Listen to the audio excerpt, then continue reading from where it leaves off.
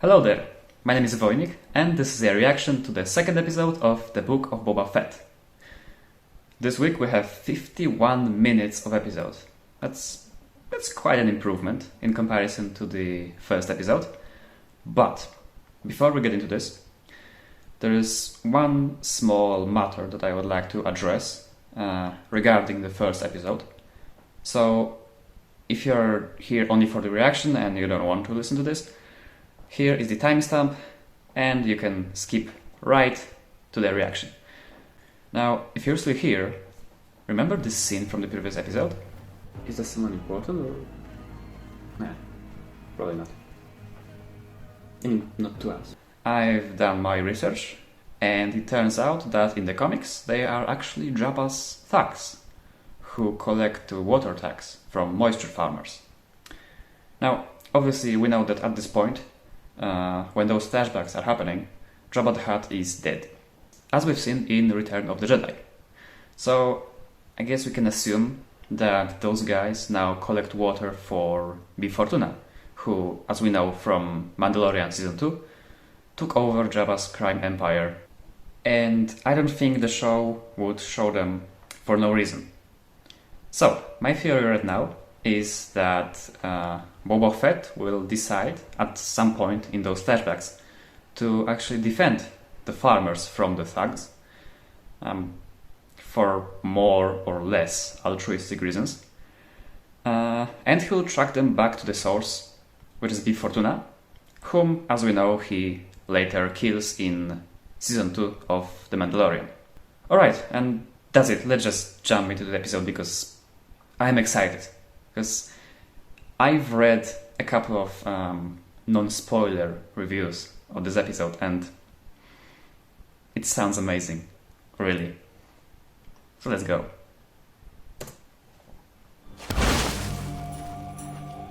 Fate sometimes steps in to rescue the wretched.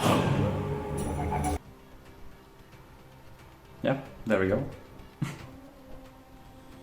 Yeah, those guys were totally Mayor's men.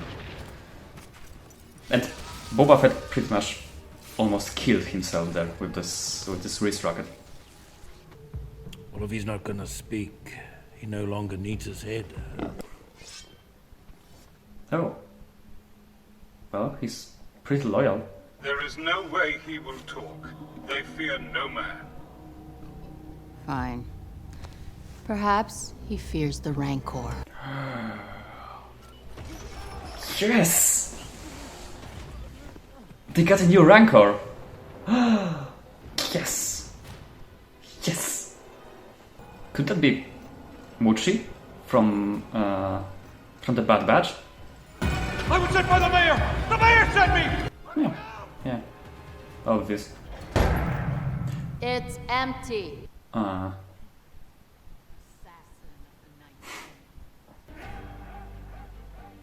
Disappointed. Disappointed!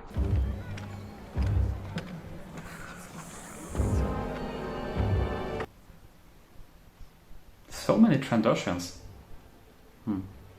I think we have seen the mayor already in the trailers. I'm Boba Fett. Oh, duh. However, I regret to inform you the mayor is indisposed for the rest of the week. And this area here is restricted. No, you're not. Sir, if you would be so kind as to. Apologies for the intrusion. Oh yeah, we've seen him. Then you admit it.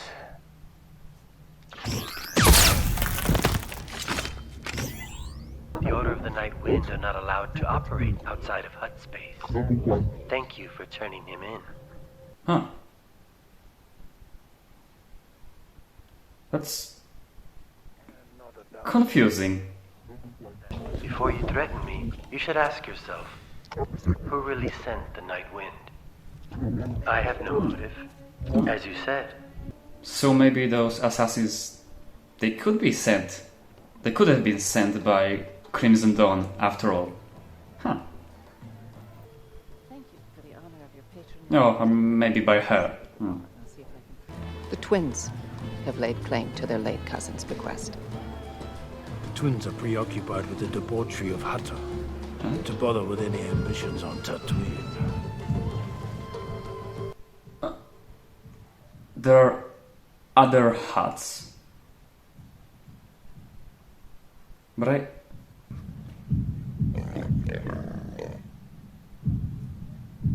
So the twins are Jabba's cousins, I guess? Huh! Yes! Huh! Huh! Look at that! I think those are first live action huts after Jabba.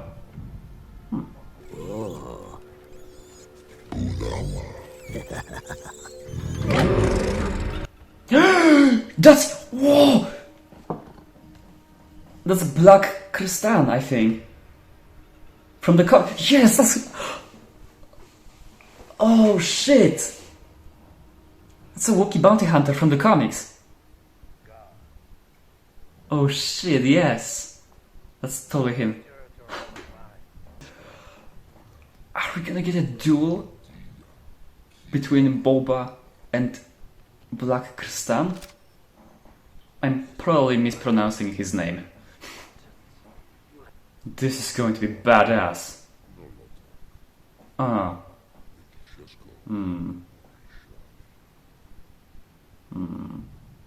Again, disappointed. Disappointed! There were some rumors that we were gonna get Black Kristan in the book of Boba Fett, but I totally forgot about them. Oh, that's fantastic. That's I'm excited. So since we know that between The Empire Strikes Back and The Return of the Jedi, all of the Hutt Council, besides Jabba, were killed, then I guess they weren't the part of the council, and now maybe they are? Yeah, he's learning.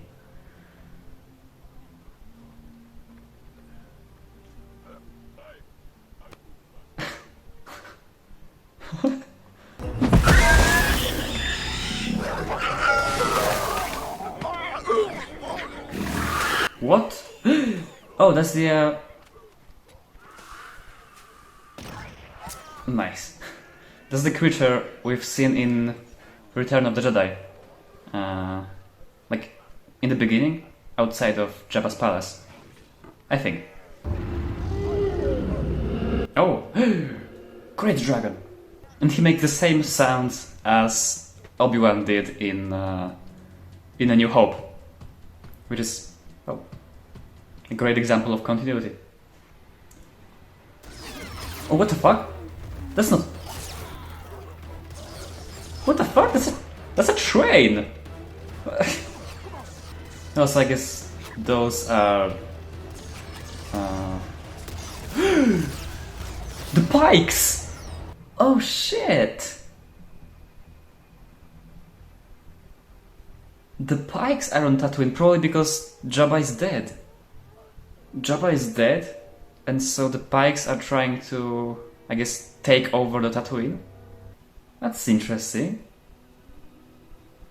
I really like how we're getting those underworld dynamics. See, watching A New Hope or Attack of the Clones, especially Attack of the Clones, it's hard to feel bad for the Tusken because they are barbarians, pretty much. But here, I actually feel bad for them because, well, they are just people. They are not portrayed as wild beasts, pretty much, as they kind of were in original trilogy and in the prequels. He looks hilarious in those undies, but still badass.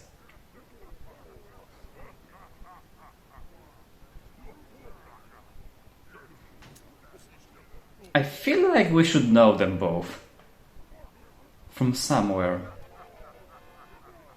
So I guess those guys are Jabba's thugs I was talking about. Or I guess Bib Fortunas now.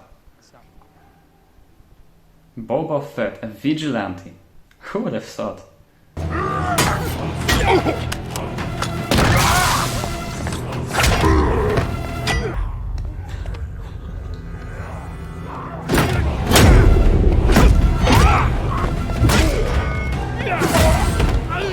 Oh, so... Oh, okay, yeah, that makes sense. He didn't do it to protect them, he just did it to take their speeders. Yeah, that makes sense, because Boba Fett isn't a vigilante. He wouldn't randomly protect people. Oh. He's making his own train. Whoa, stop, stop, no! No, stop! No, these are mine! These are mine, stop! These are mine! I will teach you. Okay. This makes it go. Like a panther. Yes? This is going to end badly. Jump to me! Jump!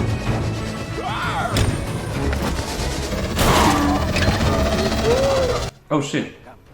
Did he run him over?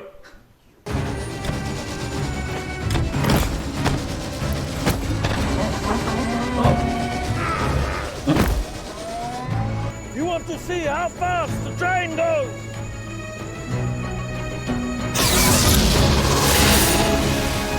This is amazing. Well, just like Mandalorian, this feels like a western at this point. It's as if a bounty hunter was teaching Native Americans how to, well, rob a train in the Wild West. Oh. Nice.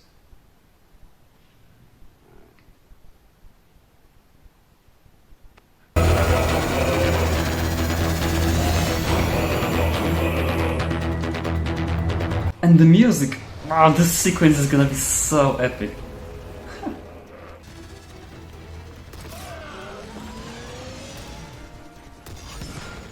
Oh shit.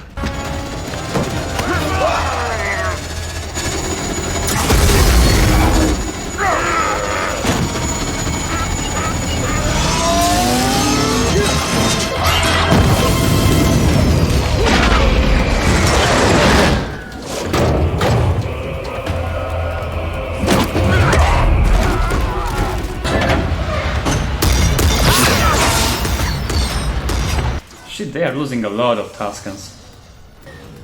Whoa, whoa, holy shit. Whoa. Oh.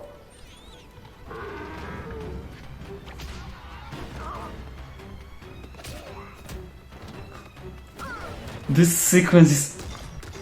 it's so good. It's so entertaining and so well done. Oh shit.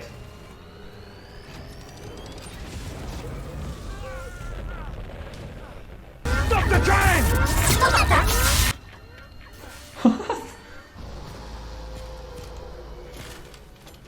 Time to abandon ship. Time to abandon ship.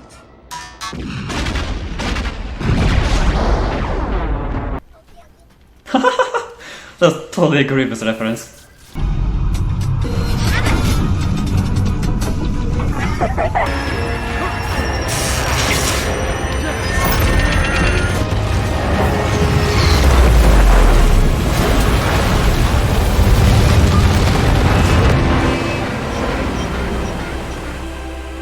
That was quite literally a sequence from a Wild West movie. From a western. That's what they are called. Not all of them are pikes though. This fish guy isn't a pike. Oh no, wait. Maybe they are? Because we haven't seen Pikes without masks in live action. Yeah, all of them are Pikes. This is our first look at Pikes in live action. Huh. That's interesting. Are you carrying spice? What do you mean by spice? Sansana spice from the slave mines of Kessel. What does spice look like? Fuck off, you're a Pike. Like that. We thought you were uncivilized raiders. We were trying to protect our route. Pretty much every Star Wars fan, until Mandalorian, thought that the Tuscans are uncivilized raiders. This live-action Pike design is kind of weird for me.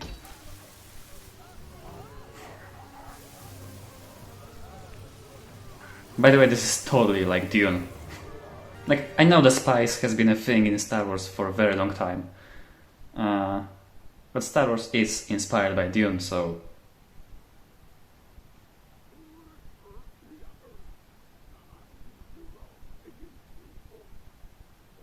Huh. Oh! Oh, so they are... Oh! So they are a different tribe than the Tuscans we've seen previously in Star Wars, in the movies.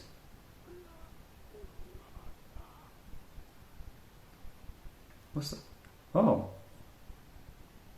A lizard. Thank you. I will let it guide me. Oh. I'm sorry. I think I swallowed it. Ew. It's a tricky little bugger. What the fuck?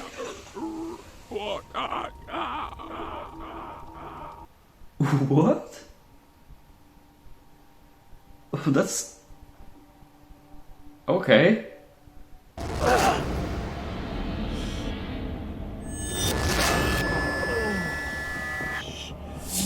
Well, the Tusken aren't human, so I don't think they really thought of the consequences this lizard could have for a human.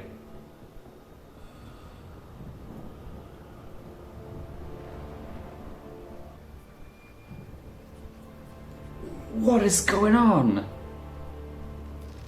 I mean, I get that he's getting some hallucinations from a brain lizard, but...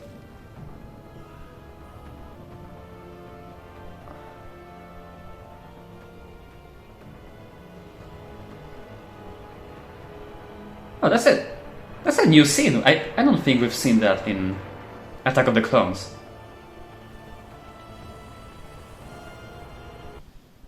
Wow. That was certainly unexpected. A surprise, to be sure, but a welcome one.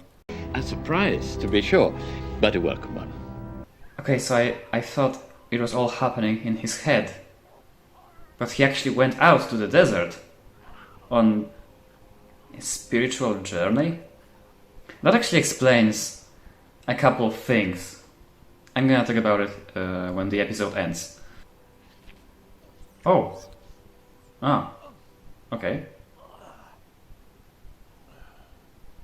I thought it was gonna stay forever inside his head. Oh, so they are going to make his own gaffy stick from it. Probably. I always thought that gaffy sticks are metal. Like fully metal. But I guess they are wooden. Maybe it's some kind of iron tree.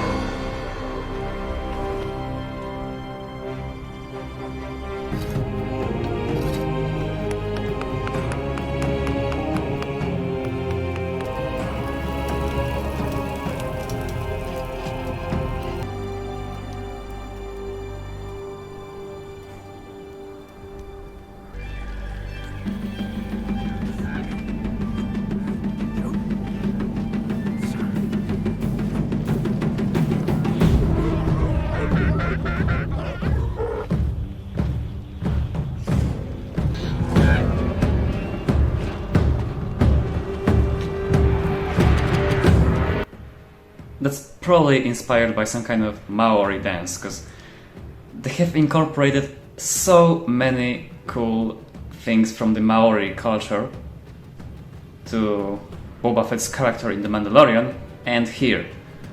Because Temuera Morrison, who plays Boba Fett, is Maori. It's so cool. And that's it. Huh. Well, I have no complaints this time. This is an amazing episode. I really don't know where to begin, because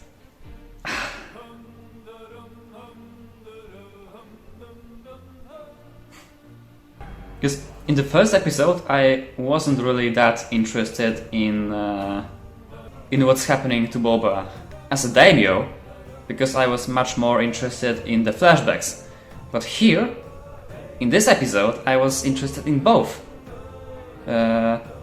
Because of the flashbacks are amazing, even better.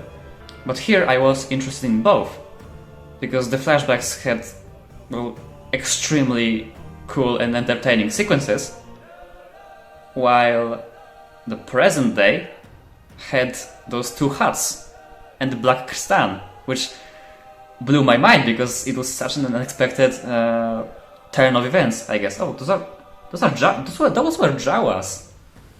Those eyes during his hallucination. Yeah, so now I am interested in both timelines, I guess, in the present day and in the flashbacks, because they both have something very, very interesting, and that was fantastic.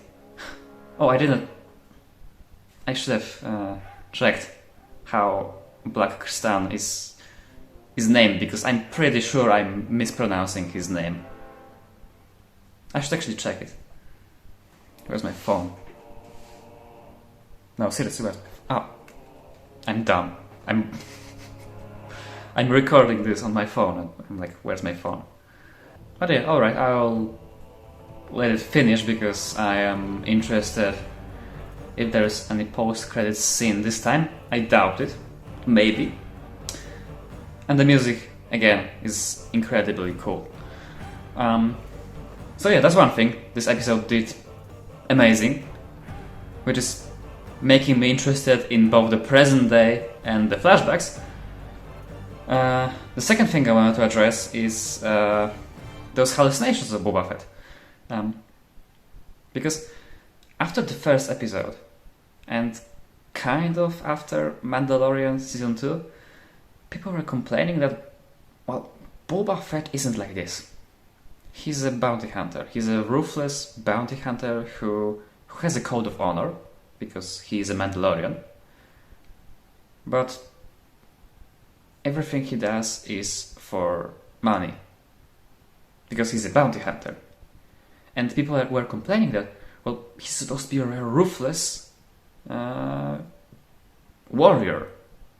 And in the first episode we see that he's gonna rule with respect and all that kind of stuff, and he isn't even that good of a warrior in the first episode. I mean, he almost blew himself up with the wrist rocket. But this sequence with the lizard, it kind of explained and I guess addressed in a way those complaints, because Boba has changed during his stay with the Tusken Riders. And you can see that. You can see him learning their culture, obviously. We can see him, well, we could see him defend the Tusken from the Pike train, which is... I don't think Boba from original trilogy would have done this. But this Boba, he's changing, and without the flashbacks, it would be weird, because we wouldn't see why he changed. Why he is like this. Why has he become soft, in a way, compared to a ruthless bounty hunter as we know him from the OT and the prequels, kind of. But now, with the flashbacks, we can actually see this. When he came to steal the bikes from thugs of Bib Fortuna, he didn't defend those people there because he's a vigilante, because he's a hero. He did this because he wanted to steal those bikes. So he's still a ruthless bounty hunter who only cares about his target. And his target being, in this case, the pike train. But why would he defend the Tusken from the train if they didn't pay him? Well, the thing is, they did pay him. They paid him by teaching him their culture, by welcoming him into their own tribe. And he sees this. And he feels that he, being now part of their tribe, that this is something he should do, that he should defend them. And that's part of his change. And this is something I really, really liked in this episode, that they are actually showing us this process. We see Boba in the present day being all honorable and stuff.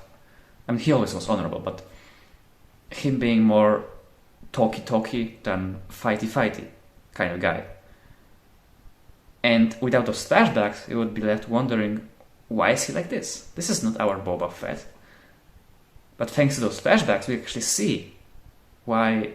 We actually see his road from being the ruthless killer as we knew him, to being this kind of a compassionate leader as we have him now in the present day of the Book of Boba Fett. And that's amazing. Also, I have to praise this episode for bringing the Pike Syndicate in, because they could have just filled this train with some random gang, like some random people that we've never seen before, and that would have been okay. But they brought the Pikes, because we know them, they are familiar to us, and at the same time, their appearance on Tatooine expands the lore of the underworld during this particular time, which is awesome. This is what I want from Star Wars. To cleverly bring back things that we already know, while at the same time introducing new things. And this episode did it very cleverly. And obviously my probably the biggest surprise for me in this episode, and probably the most exciting thing, was the appearance of the Black Wookiee himself, Black Krrsantan. Alright, shit, I have educated myself, and this whole time I was mispronouncing his name. Like I thought I was. His name is Black Krrsantan. Shit. Alright, but like I said, his appearance was, I mean, as great as this train sequence was, this Wookiee's appearance was the most exciting element of this episode for me, because he's such a badass character in the comics, and he was only in the comics at this point, mainly in the Dr. Aphra comics, but I think he also appeared in some other comic books. I think he fought with Luke and the crew. I think he fought Chewbacca even. And yeah, he's bad. He is a badass. He also fought Obi-Wan Kenobi on Tatooine. He's an extremely badass character, and I'm so excited to see him fight Boba Fett, because that's my biggest theory about the future of this show right now. That the the friction between Boba and those two huts will culminate in the fight between Boba and the Black Chrysanthemum. And it's gonna be awesome. I can't wait. It's definitely gonna happen. Like, they can't set up Black Chrysanthemum. Fuck. They can't set up the Black Wookiee and not give us a fight with him. Okay, so that's pretty much it for my theories. Again, this episode was amazing. Brilliant. Like, it was so good. I enjoyed the heck out of it. Really. Like, the first episode was good, but it wasn't great. Life is good, but it can be better. And with the second episode, it was better. Amazing episode.